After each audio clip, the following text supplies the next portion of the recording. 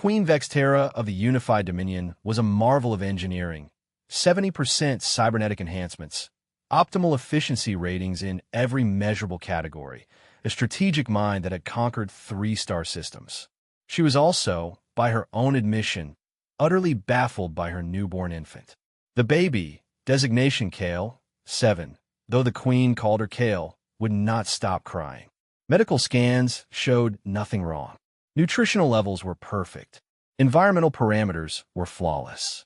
The infant's biosignatures indicated no distress, yet she wailed continuously, her organic portions. The Queen had insisted on at least 15% biological genetics, producing an ear-splitting sound that interfered with palace operations.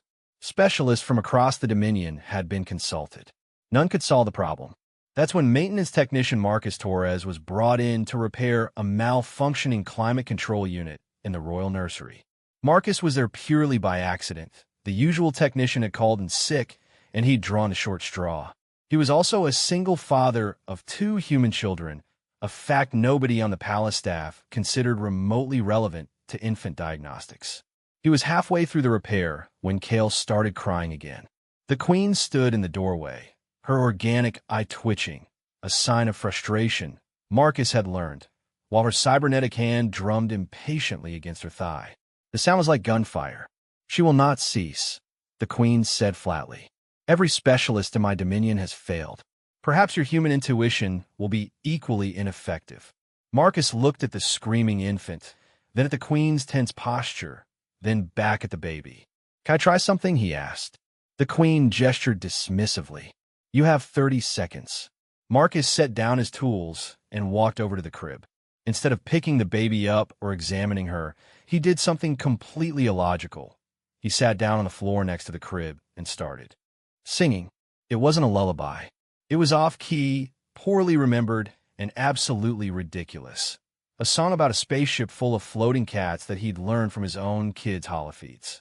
Queen Vextera's optical sensors focused on him with laser intensity. Kale's crying didn't stop immediately, but it changed. The panic in the infant's wail shifted to something else. Curiosity, perhaps, mixed with bewilderment. Marcus kept singing, adding hand motions, making silly faces. He was completely absurd, and he didn't care. Kale's crying stopped. Not gradually, abruptly, like someone had switched off an alarm. The infant stared at Marcus with wide eyes, her hybrid organic mechanical systems processing this strange human, making ridiculous sounds and movements. Then she laughed. It was a small sound, more of a burble than actual laughter, but it was the first time the Queen had heard her child produce anything other than distressed wailing. "How did you?" the Queen began. "She's not sick," Marcus interrupted gently. "She's bored and lonely and probably overstimulated by all the sterile perfection." He turned back to Kale. "Babies don't want perfect, Your Majesty. They want weird. They want unpredictable. They want someone making a fool of themselves, because that means someone is paying attention to them specifically." The Queen's cybernetic eye whirred as it recalibrated. "You are suggesting my daughter requires deliberate imperfection?" "I'm suggesting she requires what all babies require," Marcus said, picking Kale up and bouncing her gently. "A person who doesn't have to be perfect. A person who can just be messy and present and silly." He continued bouncing while singing another verse of his ridiculous cat song. Kale giggled again. Over the following weeks, Marcus returned to the palace daily, officially to maintain the climate systems, unofficially to be the only person the young princess would actually sleep around. He brought his own kids to visit. He taught Kale nursery rhymes and finger games. He made her laugh by pretending to trip over nothing. The Queen watched, her cybernetic systems recording everything, analyzing the pattern that all her specialists had missed. Her daughter didn't need optimization. She needed humanity.